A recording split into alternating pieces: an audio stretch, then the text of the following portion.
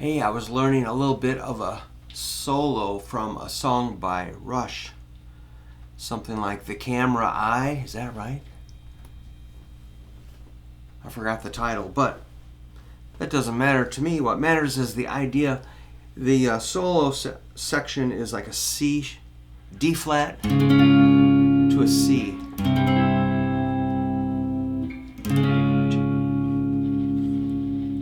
Maybe 2 bars per chord. We'll figure that out later. What I got out of it is that it's kind of like going like E to F.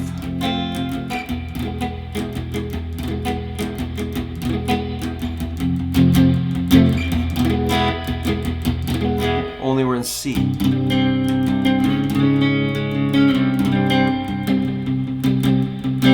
So the way I would, you're like, what do I do? If we're looking at the tablature, it's just numbers on a page, and you follow it, and you might get it or you might not. I'd rather kind of understand the chord tones of those 2 chords. So I might start learning like the C chord tones, which are the root third fifth, C, E, G, which of course you can expand.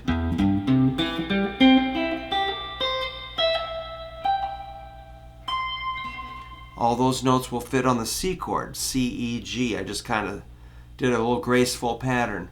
Now take it up to D flat. It's going to be the same kind of formula, only every note will be up 1 fret. You could do.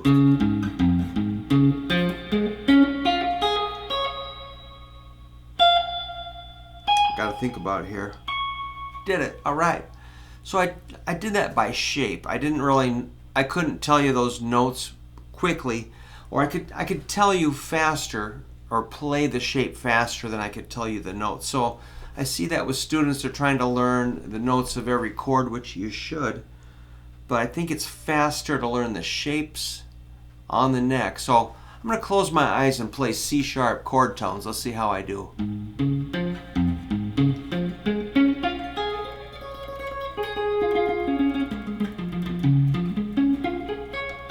Uh-oh, that was a 4th.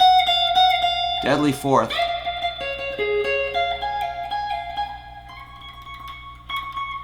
Oops.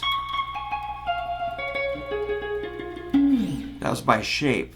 I could tell you the note names, but it's easier to find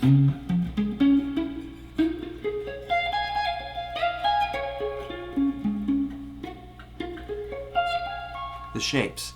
Okay, so I'm rambling, but I'm trying to get somewhere with this. So that's how I would study being able to improvise over those 2 chords. But there was one lick on it that we really liked. It was something like a... Oops. Ah!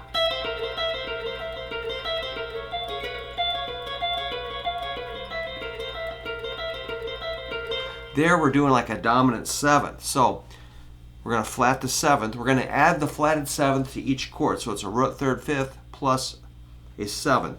And so, which might seem abstract, you're like, what? Just go to a 7th chord like this. Then take it down. Remember like an E7. There's the flatted 7. F7.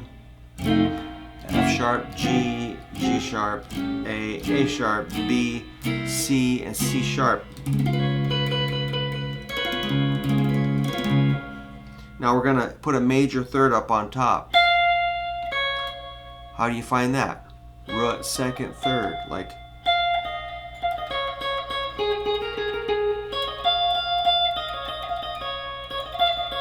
Root, 2nd, 3rd, root, 2nd, 3rd. Do, re, mi is the 3rd. And the 7ths, these sound kind of like happy nursery rhyme. But you add that dominant 7th and it sounds cool. Doesn't sound so overly happy. So that's like a 13, 9, and then a 12 on the 2nd string. Which you could do it with your fingers like this. Doing pull-offs.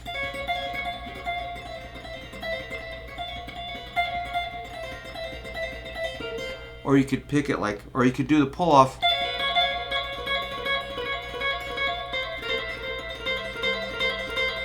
I'm doing a hammer-on pull off. Check your dexterity.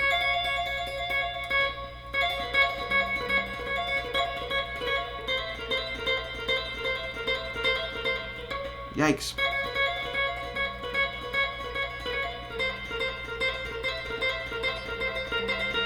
Getting a little tense there. This hand's getting a little tired. Or you could pick it like I was watching Alex Leifson. He was picking like, he was just going like this. He was just kind of like doing that. He didn't look like he was stressing out. So I mimicked his motion, even though I felt I was tensing up and I couldn't really execute it. Well, when I mimicked his motion, I was able to execute better. Oops, I did a while ago.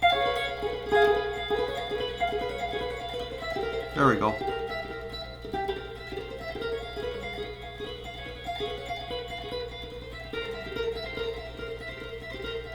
So he just seemed to be going like this. Just sort of like, just mimic that motion. Don't dig in and play and get all frustrated. Just mimic that motion. I kind of lost it. I had it going really good earlier.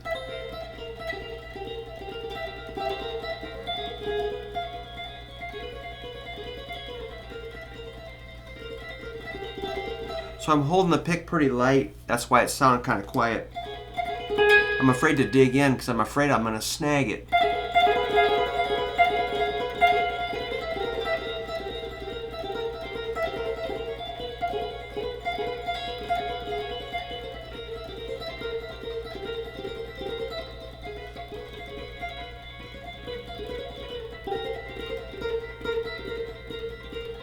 I'm still hearing a lot of, I'm not hearing it as clean as I did when I played on my SG.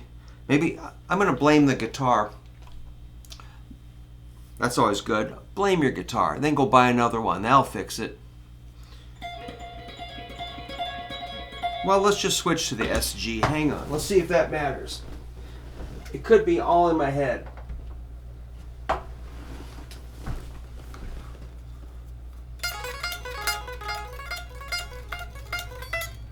All right, let's plug it in. Here I go.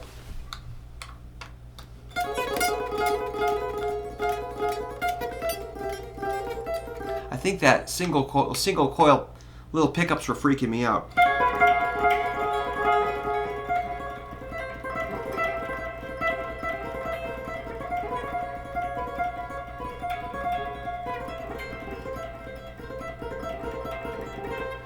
I think I could improve on that quite a bit, but I'm playing a little more fluidly than I normally do. Usually, I think I've studied so hard for so long, I've kind of gotten into a tight box. I don't have that reckless, wild abandon I did when I was growing up.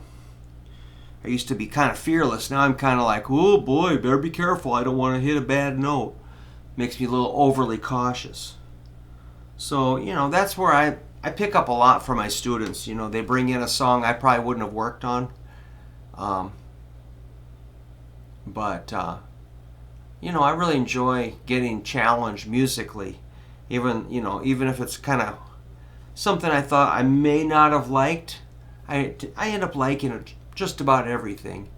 So I really am, but I am liking the Rush stuff. I want to watch some more Rush videos. Watching those guys, they seem like really nice guys that were just funny, really smart, intellectual guys that were just awesome. That had a dream to play rock and roll. They stuck together, and they lived their dream. And now they're kind of kicking back, enjoying retirement, which I think we think they've deserved. They've earned it. All right. So there's just a little ramble about chord tone soloing. Whatever chords you're playing, find the notes of the chord, splatter them out all over the neck, and then expand on that. And that's a good way to practice and analyze tunes. So I've got some work to do on that lick. I'm going to see if I can clean it up, and that's a little breakthrough for me, so I'm really enjoying this right now. All right, thank you, SG Junior. P90, a real P90.